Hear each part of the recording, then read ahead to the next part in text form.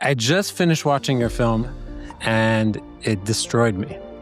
That's the beauty of cinema. When you do a film and it's out there, people have their own interpretation, their own response to it. Some people are actually leaving the theater feeling a renewed sense of hope. I've had a few audience members telling me, we'll send you our bill from the therapist. I remember there was a French critic who wrote A Sad and Beautiful World, the feel-good rom-com of the year.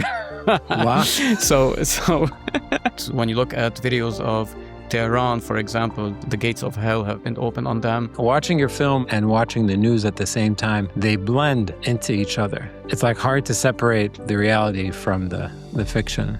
I don't know if you heard that. They just bombed again.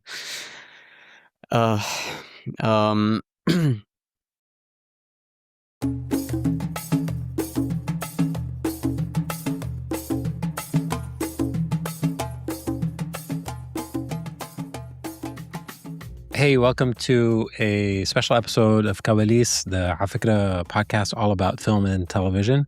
My name is Mikey Mhenna, and joining me this week is Cyril Aris, who is the director behind the film A Sad and Beautiful World, which is in cinemas all over the world, hopefully in more places. We're just for context, we're recording this on Monday, March 9th, because the world is changing. So that's the world that we live in as we're recording this. Hopefully this comes out pretty soon. Cyril, welcome to the series. Thanks for having me. I just finished watching your film, and it destroyed me. It's just so beautiful and so heartfelt and so sad and lovely. And it just made me like, I feel like the phrase I wanted to say was just like, man, man, this world, like just everything. Excuse my French, like, is that the energy you came in with it? Like, when I tell you I felt that way, are you like, that's not right? Or like, it's one of the reactions, it's definitely one of the reactions. And that's the beauty of cinema. When you do a film and it's out there, people have their own interpretation, their own response to it. And it goes anywhere from, it destroyed me and it depressed me, all the way to, I want to embrace Beirut. I want to love life. I want to fall in love. It's a beautiful world. It's a beautiful country and beautiful people. And some people are actually leaving the theater feeling a renewed sense of hope and of admiration for our culture and our people. So that whole spectrum, I think, represents very much our perception of Lebanon and our lives here in Lebanon, and now in all of the Arab world, where it's a mix of feelings, very ambivalent feelings and contradictory feelings, which is also reflected in the tone and in the title itself, A Sad and Beautiful World, but also in the tone that mixes drama and tragedy with comedy and sense of humor, and it's embedded also with some magic and some this term gets overused nowadays, but magical realism that emanates from organically from the imagination of our characters since childhood, because the film follows them throughout their lives. Throughout 30 years of their lives. So yeah, I feel that I was trying to personify the spirit of Lebanon and Beirut and our lives that keep going through waves of optimism and pessimism. Tell me a little bit about the genesis of the idea and when you started working on the film, and what you thought the film was about in the beginning when you first started working on it. I started writing in 2019. So, back then, Lebanon was in a very different stage. I started writing before even the October Revolution, before the collapse of the banks and the financial crisis. The idea was and the war with Israel, the whole thing. exactly. And Shanino's menu was 1005. it was, and then I don't know if you heard that. They just bombed again. Uh, um, yeah, sorry. The country was evolving, and I was also, evolving and trying to adapt all of these current events into the screenplay. But I would say that the real genesis of the film was really a question that I had, which is how I tend to approach films, whether it's in this film or my previous documentaries, which is always an unanswerable question that I'm personally struggling with, and I try to answer it through a film. And this one was really about making a family and bringing children into our world today, amidst this wave of pessimism that's quite universal and all throughout the world, and in the specificity of the Lebanese context, where we know that our generation has been through crisis and wars, and our parents' generation as well, and the one before. So constantly, everyone has been through so many conflicts, and yet there's always a sense of optimism and hope. And this friction that you're talking about is exactly what I was trying to talk about or reflect on through these two contradictory characters. Nino, who's a very optimistic and energetic and full of life and hopeful character, versus Yasmina, that's much more pragmatic, down to earth, and that makes her obviously a bit more cynical about her country and her vision of the world and the future of Lebanon.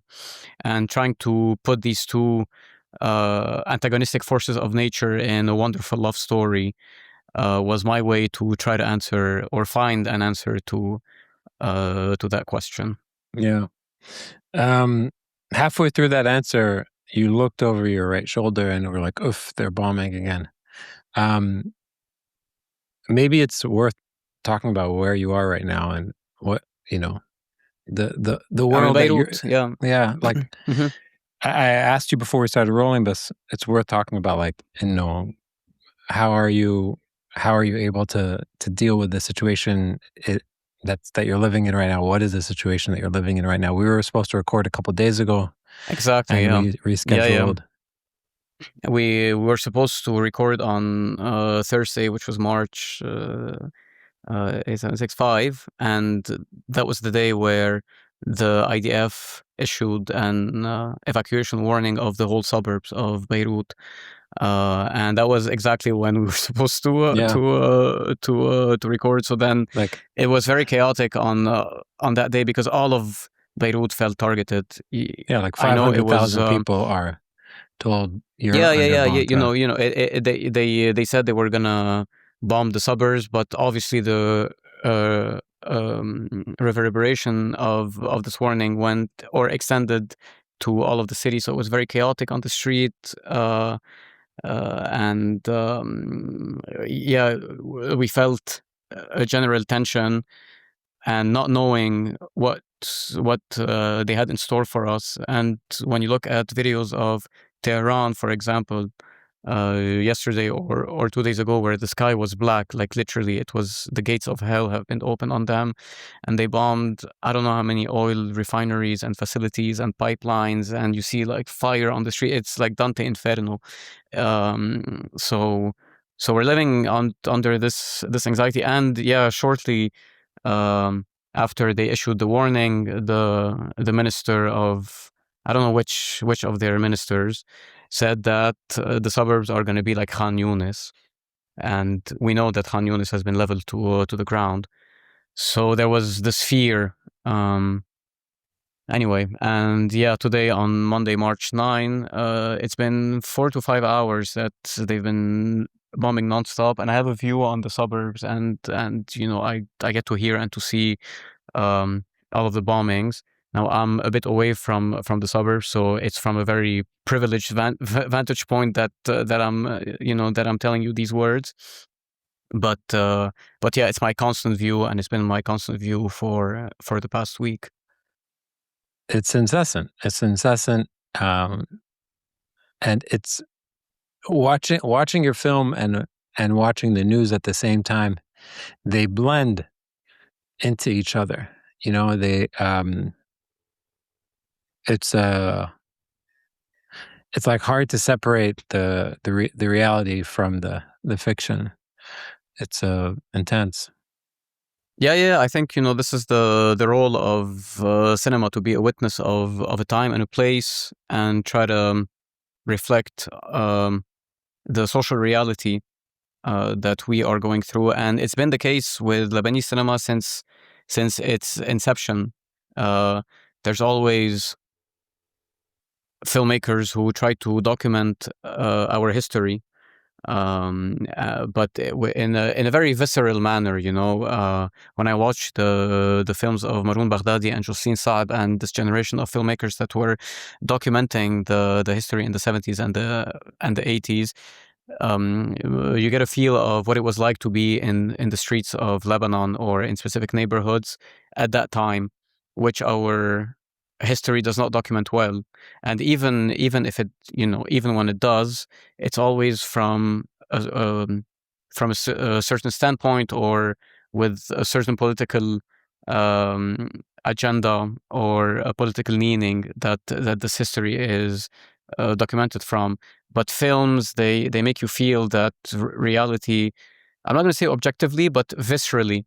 And I think that at least my objective in the films I make here is to continue this legacy of trying to be witnesses of this place at this time. And specifically this one, A Sad and Beautiful World, because it extends over 3 decades. I was trying to reflect my own reflection of my relationship with Lebanon in my childhood, and then in my adulthood, and recently in my recent years in my married life, and try to deal with questions about staying and leaving, believing in the future, raising kids here, uh, and uh, and and yeah, trying to show a bit these different waves. For example, in 2024 we had a war, and it was really extremely violent, and the whole South was destroyed, the suburbs were destroyed. They say over 1 million people were displaced. And then after that war, we felt that, okay, maybe now we're entering a new era of somehow stability, and we had a new government, a new president that we felt were not coming from the previous uh, politics or political ways that have been governing the country for 40 years. And now we are faced with another wave of violence and darkness, which is even more violent than the one before. So it just keeps swinging between these two states of mind. And yeah, so the fact that you're saying that the film blends a bit with the reality, I think is the objective of the film and of cinema in general, the way I see it. Yeah, it's interesting. I mean, like, there's something you said before we started, which is so interesting and so different than I think what a lot of people understand, or a lot of people's approach. Like, I said, I said to you, are you okay to record today? Because we were, obviously, as I mentioned, we were supposed to record a few days ago, and you were looking out the window and you're like, they're bombing super hard today. I don't know if you can hear the bombs. I don't know if the microphone is picking them up. And I said, are you okay to record? And you're like, no, شو بدنا نعمل يعني. This is, we have to live with this. Like, we have no control. We have to get it done. Yalla, let's get it done. If I compare that to other folks who, I'm supposed to do a bunch of interviews this week, especially because so many of them last week got canceled. And so many people are like, hey, we're going to do this. Like, let's postpone a couple weeks until things settle down. Whereas your approach, understandably, given the decades long sort of repeat, is like, this is a problem we have to live with. And so we have to live with it. We just have to figure out a way. Yeah. It's it's both. It's very sad, but at the same time, I can I can just stare at the view and see the suburbs being bombed constantly, or I can decide to at least keep going and try to have some sense of normalcy. And it's for my own sanity. It's it's because this is so beyond our control, especially this time around. There's, I don't know how many countries are being bombed at the same time. You're in Dubai, and I was asking you, which is very ironic, that I'm sitting in Beirut asking you if you're okay, and checking in on friends in Saudi and in the Khalij, and it makes absolutely no sense. So it feels that this time around it's so much beyond our control that what are you going to do? I don't know. I never know what to do in these situations. Yeah, I want to talk a little bit about the film, the writing of the film and the execution of it. So you started writing in 2019. How did it move after the historic events of 2019 and 2020, and then the really, really sort of toughness of 2021 and 2? Yeah. I think this dark phase that the country was going through was reflected in some drafts of the screenplay, because I was veering away from the love story and just trying to talk about the country a bit more. And it's always been the challenge of, this is a great love story, and I have to delve in the intimacy of this couple, but at the same time, it's not a standalone love story or a romantic comedy, but it's very much tied to the social events and the political events happening around them. And the status of their relationship is very much tied to the well-being of the country, which I think is truthful to our reality, because I feel the dynamics of our relationships are very much affected by what's happening around us. And the greatest example is August 4th and 2021, 2022, with everything crumbling down, with people leaving the country, with all the familiar places that we know just falling apart, and the whole spirit of the country just being sucked away from us. And I remember that these drafts were so anchored about documenting this reality that at some point my producer told me, hold on, I think you're going through something which is very understandable, but you have to remember that we like this project because it's a love story, because it's lyrical, it's poetic, it has some some dream element to it. So you got to go back to that. And they were pushing me to. It was like leaning towards documentary and sort of almost, yeah. It was just kaf wara kaf, basically. Yeah. And it was things that were happening to them because of the circumstances beyond their control, as opposed to having this relationship being challenged by their opposing personalities, because this is what attracts them to each other. She falls in love with his joie de vivre, with the fact that he can turn any conflict into a dream, into something funny, something humorous. And he likes also how she grounds him and she brings him back, she puts his feet back on the ground, and she actually teaches him to acknowledge his sadness and his pain and not shy away from it and not ignore it, because he cannot evolve, he cannot move on unless he acknowledges his grievances and goes through that grief, which I believe collectively as a nation we don't necessarily do.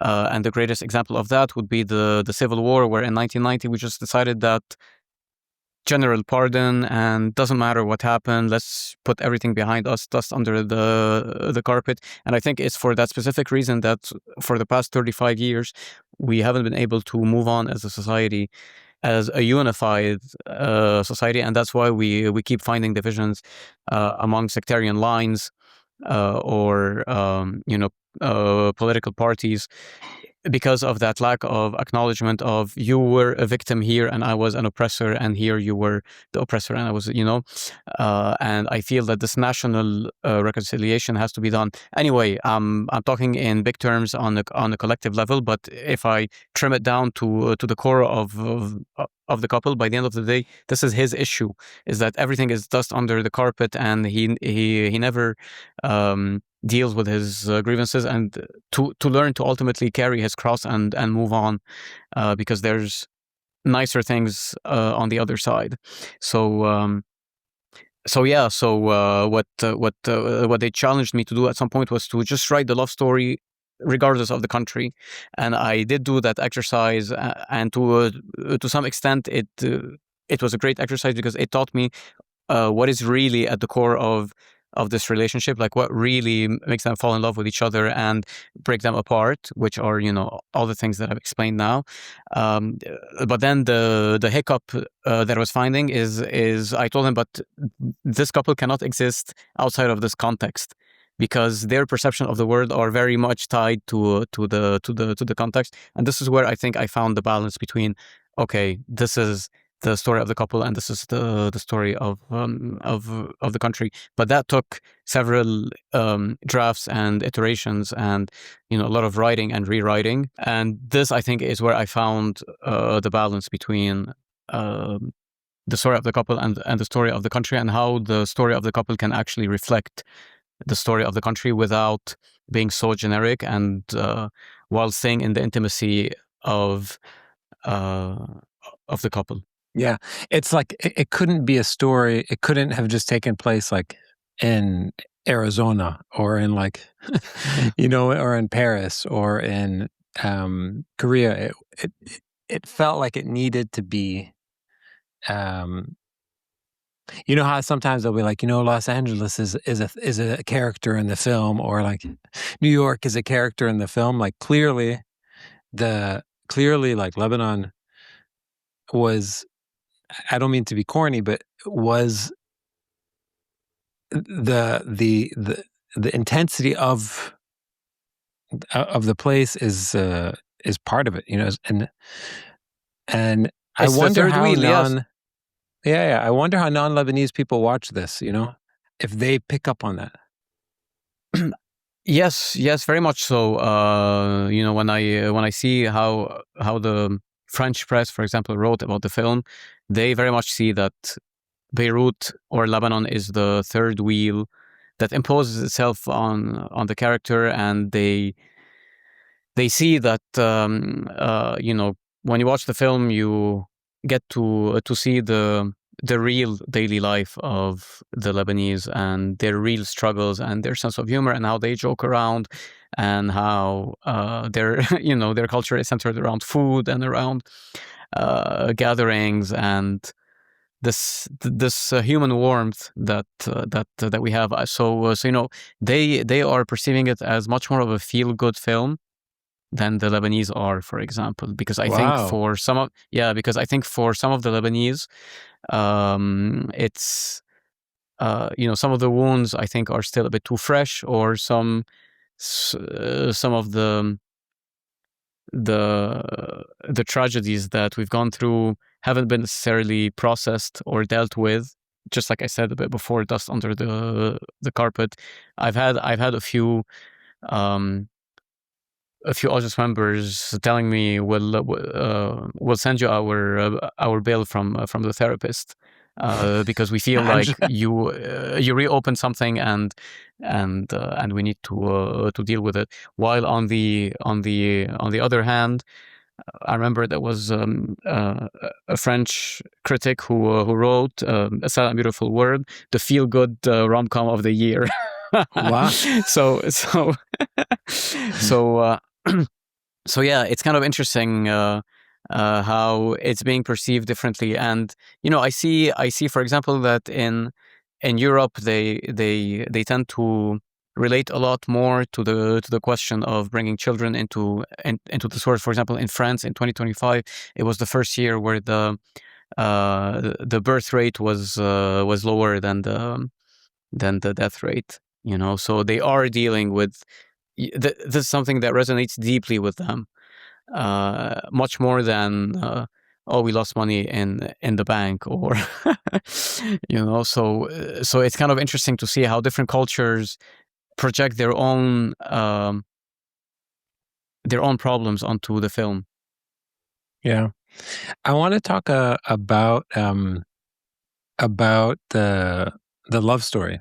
I have a funny story. I don't know if I told you this last time we spoke, but I have a funny story about my first interaction with this film was before I even knew about this film. Mounia, the star, one of the co-stars of the film, is a friend, and I ran into her at a bar like 2 years ago, maybe about 2 years ago, and she was sitting there with Hasan. And I was well, they like, were "Hi, rehearsing Mounia." probably. Yeah, I was like, "Hi, Mounia. كيفك?" And she was like, "Hey, do you know Hasan Shankabut, Hasan Mikey?" And I was like, "Hey, man, That's great. I'm funny. a big fan of your work." And he was like, "Yeah, thanks so much." I was like, "كيفك? What's going on?" She's like, "Nothing. We're on a fake first date. We're trying to like establish some chemistry. We're we're in a love story. We're trying to see what it would be like to have chemistry." It was really cute. And then later on, I realized it was this film. That's exactly what was happening, because part of the rehearsals were to try to create that chemistry and that magnetic attraction, so that when you place the camera, you feel that there's 20 years of backstory and of a missed connection between them. So most of the rehearsals were just talking about the film, talking about the relationship, talking about their past, and rehearsing everything but the script itself. So we barely rehearsed the scenes in the traditional sense. But on the contrary, what we did is we just went out together, and I was going out with them in the beginning, and then I just let them do their thing, so that they find their own language without having a third wheel, or the presence of a director who's watching them, so that they really get to know each other. And they did they did play the game to the fullest, and they, creatively speaking, they fell in love with each other, and shared like very intimate moments and conversations and secrets about their own lives. And yeah, so it's the film is very heavy on the actors, and they really took the job very seriously. So I feel very privileged that they went all in. What is the difference between directing a narrative story like this and a documentary? And how does one one skill set serve the other? It's two very different formats, at least in the process. So when it comes to fiction, you're spending months and years, in my case, developing the screenplay, trying to control every aspect of the production. So, the production design and the shots, and where is the camera going to be placed, and what's going to happen. And the only really unknown is the performances. And that's something to be figured out on set with the actors. But yeah, so, it feels that a lot of the work comes before, and then the production is really the execution of years of planning and thinking, and creating this world to ultimately create the emotion that you want to convey.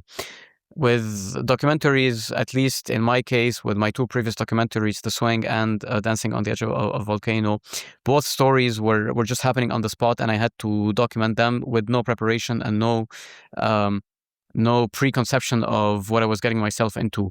I had a question that I was trying to answer, and I kind of knew what the characters that I was going to follow.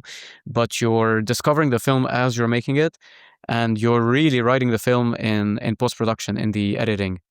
Because you probably filmed so many different storylines, and you can probably make 100 different films with the same footage, with the hours and hours and hours of footage. So a lot of the writing and the structuring of the storytelling is happening in the post-production, which is a lot of fun, but very different from the fiction. Fiction, you do rewrite in the edit, For example, this film was on paper was supposed to be told chronologically, so it was the childhood first, then the adulthood, then the married life, and it's in post production that I decided to just reshuffle all of the timelines and get everything intertwined to show a bit how the childhood traumas are following them their entire lives, and this is really the core of the issue, and it just creates a much more engaging experience for the viewer to try to piece all the put all the pieces of the puzzle together.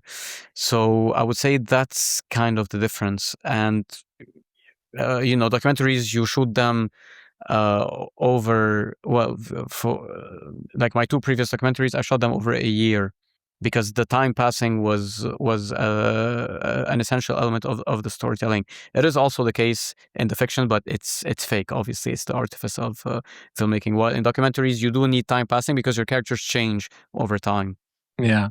What's interesting about this film was the coherence of the story was really, really tight.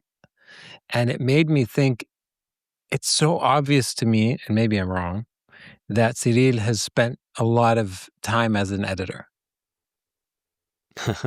And I feel like there's at least two different types of directors. There are directors who are kind of DPs, and there are directors who are kind of editors. There's two groups. And the ones who are kind of DPs make beautifully shot things all the time, but maybe kind of incoherent. As like in terms of tightness of story, and they're gorgeous. Everything is gorgeous, and sometimes they knock it out of the park, and you're like, oh, that story was very clear. The ones who are trained editors, it's like they have a clear. They know the disaster of trying to clean it up in the edit later on. And so that's like, it's very tight. The thread is very, very, very clear. And then the craft of movie making and making it beautiful is layered on top of the story. But the story is like the bedrock. Am I wrong? It's very interesting that you're saying that, because I feel it should be both at the same time, because we say that a film gets written 3 times. The first time you write it on paper, so it's just words, and the second time, and I think is what you're referring to, the director DP, it's how you're translating these words into images. Where are you placing the camera? What are you choosing to frame? What are you choosing not to frame, which is sometimes as important as what you're deciding to show. And it's really from script to screen. It's the visual reinterpretation with sounds and images of the paper. And the third time you write a film is in the edit room, because here you can play around with everything. So I feel that every director should be comfortable with the 3 aspects of it. But it is true that when I'm on set, I'm thinking so much more like an editor. I'm really thinking, okay, do I have the moment that I'm looking for, and is it giving out the emotion that I need? And I can spend, which I did, for example, with the child actors, I can spend 18 minutes rolling or 20 minutes rolling, looking for that one line, and as soon as I get that one line, I know that I have it, and then I almost don't even need to. I know in the edit room that the 15 minutes before are just prep, and it's unusable, or it's not really beneficial. Sometimes you have good surprises in the prep as you're looking for something. You actually find something else. That happens often, but yeah, I dislike shooting and then be like, oh, I'll figure it out in the edit. No, I want to make sure that I do have every moment that I'm looking for, emotionally speaking, in all my shots. Yeah. So yeah, that probably comes from the fact that I love editing as well. Yeah. Can you talk about? I mean, I don't mean to say that it's not visually beautiful, because it is a visually stunning film, and I think the visuals capture the warmth of Beirut and capture the feeling of Beirut really, really, really beautifully. I want to talk about sound. Mm-hmm. One of the first things that felt I noticed in the beginning was like, wow, this sounds different than I'm used to for a lot of films. Immediately, the scene in the restaurant when Nino's coming in, and it's like he's arguing with the chef, and everything's happening, and there's people in the background, and there's so many layers of sound design, and the music is excellent, and it's just perfectly done. Tell me about the sort of your approach to sound for this film. With great pleasure, because sound is very often overlooked. We say that we always notice bad sound, but we never notice good sound. So Yeah. I'm very happy to be talking about sound. And just to close the small parenthesis that you opened about the visuals, that's really like kudos to my cinematographer Joe Saadi, who's just technically he's an amazing cinematographer, but also he's full of emotion, and he's really the perfect blend between the two. But for sound, my sound designer is Rana Eid, and the sound mixer is Bassam Lobos, and the re-recording mixer is Lama Sawaya. Anyway, so there's a whole team behind this. But what's kind of interesting is that Rana was using sounds that she recorded herself in all of these different time periods. So, for example, when they're kids, the sounds that you're hearing are sounds that she herself has recorded in the 90s when she was just starting her career. And, she had microphones from the 90s, and she was just recording ambiences of Beirut, cars passing, street seller, TV, radio, whatever. She was just recording sounds of Beirut, and she never used them in the past 30 years. And she told me this is the perfect opportunity for me to go back to this library of sounds that I've always wanted to use, but never did. So immediately it gives you a bit of this texture that the sounds, like you're saying, it sounds a bit different because it's the real sounds. It's as simple as that. Same for the second period, which was like around 10 years ago, and the latest period, obviously is more accessible and more familiar. But what she tried to create, and I was totally on board with her idea, because I really wanted that. When the film starts, you feel the chaos of Beirut. It's the energy of Nino. It's his perception of Lebanon. It's chaotic. There's people all around. There's people in the foreground, people in the background. It's a beautiful mess. And just like we did this with the images, I wanted her to do it with the sound. So that's why she played on so many layers, and especially if you watch it in the theater, because there's more speakers and stuff, you hear sounds coming from different speakers, and it's kind of a very enjoyable experience. And as the movie progresses and Beirut starts going from a beautiful period of time into something much darker, she started turning off all of these speakers in a way, in a reductive way. She started, muffling all the sounds and making the atmosphere quite claustrophobic. And all of a sudden you feel that everything's empty around me. It really feels that Beirut is becoming a ghost town, which was our impression in 2020, 2021, عائلة البنزين, like what the like after the explosion, and that whole year that peaked, I think, in August 2021 with no gas, no electricity, nothing. Yeah, and very, very dark. Everyone had left, and Beirut was just a darker city. It felt, and I remember it was very striking. One time I was on my balcony at like 1 a.m. or 2 a.m. when they shut down even the generators, and you could hear like complete silence. And I've never had that experience of complete silence in the city. specifically in Beirut, which is known to be all over the place. It's a very noisy city, and you always hear your neighbor's TV and the cars. So yeah, we try and to babies to play with crying that. in the background. Yes, exactly. I'm sorry about that. No, so cute, so sweet. Yeah, those days, it's hard to. It's so for people who didn't live it, people always ask me. They'll be like, "What was the darkest period?" It must have been الانفجار. It must have been the port explosion. And it's like, without a doubt, the darkest period of emotionally was the summer of 2021. It was Exactly. so dark.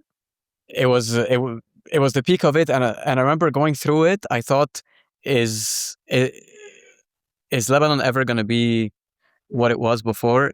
Like I did have that doubt at some point where I really thought that, okay, the Lebanon I knew is dead, and I don't know how we're going to recover from it. But eventually we adapted, and we kind of did. So yeah. Can you tell me a little bit about the music as well? Anthony Sahyun's music. Yeah, Anthony. So I've collaborated a lot with Anthony. Actually, it's my fifth collaboration with him. And what I love about this musician is that he's so, he has his roots in traditional Oriental Arabic music, but at the same time, he's very experimental, very electronic, and he's influenced by more Western type of post rock or atmospheric music, and he blends the two very well. And the whole idea was to because Nino is so stuck between all of these different cultures, his traditional cuisine that he inherited from his parents, and before that from his grandfather. What was but it? at the same time, Kibbe palote? What was it? كفتة على polpette, لبن citrus cake, فريكة لبن تفاحتين. Anyway, all kinds of stuff. So we thought that this mix of culture has to be embedded in the music itself. And Anthony Sahyun is the perfect musician for that. So what we ended up doing is, taking these older instruments like synth and harmonizers and things like that, and mixing them with, and double bass. Because the double bass is also very present, and processing them electronically and reinterpreting them and giving them a certain kind of freshness to ultimately have that mix of culture. Like, is it Arabic music? Is it Western music? What is it? And it's both and none at the same time. And also what he did is that he re-recorded a lot of the songs that you hear in the restaurant, because I wanted him to revisit traditional music, Sidi Mansour, Bint Shalabiya, like very, very, very old songs, and try to reinterpret them his own way. Are you going to release the Sidi Mansour? Are you going to release any of these songs? It is. Okay, they're all on all the streaming platforms, on Spotify, Anghami, everything. And now what he's going to do with his label is to release a few vinyls, just for the fun of it. Yeah. So yeah, he also collaborated with a bunch of musicians, Makram Abul Hasan, who's a great double bassist, Sandy Shamoun, who's amazing in tarab and older traditional music, but also does things like sanam and much more modern music. So it was a mix of musicians that work in different styles that he combined into this mishmash of all kinds of different cultures and different music. Yeah. Talk to me about working with Mounia. I mean, Mounia is a director, acclaimed director in her own right. You guys have worked together on many, many projects. Tell me about when you first started working with her and how that relationship has evolved. Yeah, so it's been 20, so 16, 17 years we've been we've been working together. Initially, we were two, young people. She was 17, I was 19, something like that, and we just wanted to make films. But I was studying engineering, and she was studying architecture. So we started making films together, just the two of us, with a camcorder, like home movie style, no budget, nothing, just for the love of it. The love of And the then we game. kind of, yeah, exactly. So, we did very amateur stuff, but with a lot of heart. So that compensates for the very amateur quality, and the fact that we had no idea what we were doing. And then we kept evolving together, and we went our separate ways when it comes to directing. So she directs her own things. I direct my own films, but we kept collaborating very closely. So I got her first feature, Costa Brava. She acted in this one. She acted in my short film and helped me in the writing. I produced her short film. I produced a bunch of fashion films she's done. Anyway, so we're always in each other's circles. She always reads my scripts, and I read hers. And for this part, I wrote specifically for her, because I was very well. She inspires me. Let's start with that. And I thought that she was the perfect person that can portray a bit the coldness and distance of Yasmina, that creates this fortress around her in order not to let things affect her, because she's so, she carries so much pain and trauma from her childhood. Yasmina, that is. And at the same time, she has a beautiful sparkle in her eye. She has that sweetness and that innocence that is just waiting for a Nino to get out of her. And that contradiction and that paradox of someone portraying something, but deep down being something else that you can see in her eyes, is exactly what I was looking for. Again, it's the mix of genre, the mix of tones, the uh, contradictions. So I I offered her the part, and she wasn't so much on board in the beginning, because she hasn't acted in over 10 years maybe. And she only acted in shorts before. And she's like, "This is your feature. It's the protagonist. I don't want to mess your film. I don't want to wreck it, you know." But then she read the script, and she fell in love with the character, and I think she understood why I wanted her, because also a lot of the stories are inspired by her real life, starting with the opening scene of baby Yasmina being born in a hospital hallway, because they were bombing around the hospital. That's based on Munia's real birth. And the way also, her humor, and the fact that she's so career oriented and stuff, it's also very much inspired by Mounia. So she fell in love with the part, and we decided to audition each other. She told me, just, I don't want you to cast me because we have this long collaboration. Go look, go audition other actresses. And I did. Uh, and I just, I found wonderful actresses, but no one was like Mounia. So Yeah. so I ended up offering her the part. She does an incredible job. And it's like if I watch any films of people I know, I always wonder, like, am I going to be able to separate is this going to be believable, Yeah. or am I just be like, that's money on screen? Mm-hmm. But she did an amazing job. And the thing that was the most impressive is how believable the connection and tension was between the character, the two main characters. I mean, the two leads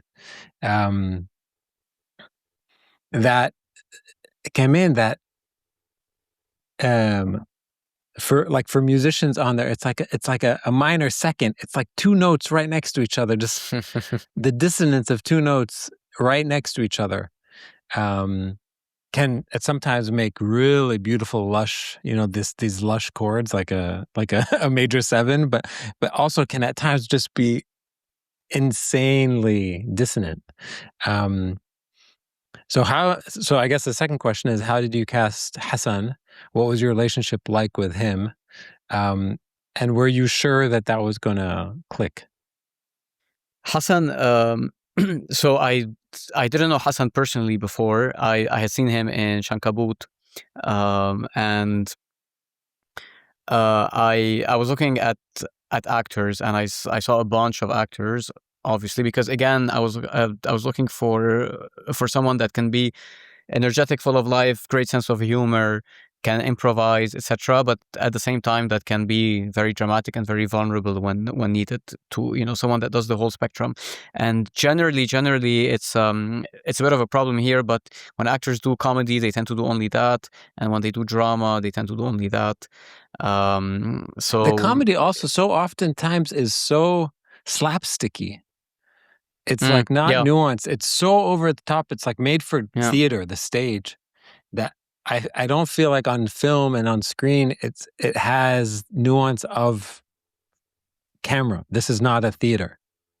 Yeah. But that also comes from, I think it comes also from the writing, and the fact that the comedy, we feel, it's like TV type of comedy.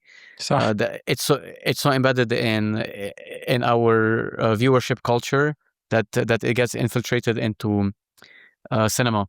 But there's great comedy in for sure a lot of Lebanese films. So anyway, so it was very hard to find that very versatile actor, and I remember I insisted on seeing Hasan because I've always loved Hasan's eyes. I think there's a whole universe in his eyes. He has such beautiful eyes. So I insisted a lot. He was traveling and stuff, and then eventually he came to the audition and he told me, "Listen, before we start this, I'm going through a depression, and I didn't want to be here really, but because you insisted and stuff." I'm like, "Okay, fine, but I'm not doing well." I'm like, "Okay, fine." You're like, "Get in line, Kilna." Yeah. It's it's like the excuses pre audition. A lot of actors do that sometimes. They kind of give you excuses before they do their audition. But anyway, and then all of a sudden he starts doing some scenes, and he's all over the place, and he's jumping around, and he's very truthful and very seductive and very flirtatious and very funny. And I was thinking, there's no way this guy is going through a depression. You're like, if this is what depression looks like, what does happiness look like? But that's the thing, because he knows how to hide it, and he by with jokes and just not not being so in line with his depression is exactly what Nino's character is all about. It's someone who has a profound sadness, but then he just masks it with whatever, with just spreading joy and laughter and music and dance and food and all of that all around him, so that he can convince himself that everything is fine. So our audition ended up being like 2.5 hours, 3 hours, and then I thought, okay, that's definitely a great sign. And now I should put him against Mounia, and from the first rehearsal, they were just so lovely with each other, and I thought, okay, I have the couple then, because I had to cast them as a couple. Yeah, I want to ask you a question that I like to think about with a lot of creative projects, and I don't always ask it, but in this case, I think it's like staring me in the face, which is, who would you say are the like 5 uncredited inspirations for this film? Like, if I were to like scientifically like look at the DNA of this film as a project, who are the creative inspirations that you would be like, oh well, there's a lot of, like you mentioned, like Jocelyn Saab, like there's clear Jocelyn Saab in there, like definitely, or there's like ما بعرف. There's a lot of like John Coltrane, like I don't know who those people are, but there's clear like visual references, writing references, film references, artistic stuff, historical references. Who are the uncredited inspirations for this film? I think, okay, I don't know if this one is an obvious one, but Ziad Rahbani. Why? I was listening a lot to his plays, specifically بالنسبة لبكرة شو, because it also happens in a restaurant, and there's this couple, and there's a lot of things that are happening because of the situation of the country. I've always loved this play ever since I'm young, so like I'm sure it creeped its way into that. Another one is Roberto Benigni, as a character. Well, the title of the film is inspired by his opening line in Down by Law, Jim Jarmusch's film in 1984, where he says, "It's a sad and beautiful world." But beyond that, I think it's his persona, his on-screen persona, that's also spreading life and joy even in the darkest circumstances. So I would definitely name him. I think the literature of Garcia Marquez is there also. I think there's something in fate and in things that are inherited from one generation to the other, like inherited traumas. In his books, for example, in 100 Years of Solitude, he even passes down the name. It's they're all named the same name, to almost reflect how it's pretty much the same character that's just being reinvented every time. So I would say him, and Love in the Time of Cholera, that amazing love story that stands the test of time. Yeah, I'm really trying to think of like uncredited ones. I don't know if it's obvious. Paul Thomas Anderson, the whole mess of his filmmaking, like the playfulness of these long takes and these characters that are pushed to an extreme, are quite eccentric. There's always humor and darkness. I guess that's an obvious one because he's one of my favorite filmmakers. And yeah, I would say a lot of the food films also. Babette's Feast, Tampopo, Big Night. Yeah. I did watch these films a lot to try to understand how they deal with food, because I love food in film. But you know what film actually, and this couldn't have been one of the inspos because it is so close to when the film came out, but it reminded me a lot of Past Lives. Did you ever watch Past Lives? Oh yeah, of course. Yeah, I know. I we like I. Is that you're like I rolling wrote the your film eyes? before. Like, another person saying that it's like Past Lives. Is that a good thing or a bad thing? No, well, I guess it's on paper it sounds similar, but then the treatment of it is so different, and the context and the type of relationship is so different. But on paper, it does sound very similar because it does have that childhood episode, that childhood prologue between these two, and then she gets taken away, and so yeah, I did get that. The problem is that Past Lives was released when we were finishing our financing. So no, it wasn't an inspiration, but yeah, I get now that it's it's a compliment, because I think it doesn't, on paper it doesn't remind me of each other. That's really okay. It's not on paper. Like if you read me the IMDb description of each film, I wouldn't be like, oh, exactly the same. Yeah, okay, interesting. It's more about the tenderness and the tenderness of it, of the tenderness of the dissonance. That's what really reminds me of. So it's not a. It's actually. It's not a plot thing. It's like an emotion thing. It's like a amazing execution. It's the beauty of the execution is similar. I think I think it's a great film. there's a film, there's I don't know if you've seen a Fellini film called Nights of Cabiria. I think 1957. That was very much of an uncredited inspiration, because it has a very, very kind and very naive character that just gets pushed around left and right by everyone around her. Everyone is abusing her, and everyone is kind of taking advantage of her. And the ending of the film, because I don't want to spoil because it's such a beautiful ending, but the ending of the film, the final image, is something that I think when I saw it, I was completely in tears, and I thought, this is exactly what I'm trying to hit. So yeah, Fellini is definitely uncredited inspiration. Yeah. Before Cyril, before I let you go, can I put you on the spot and ask you what your your 5 favorite films about Lebanon are?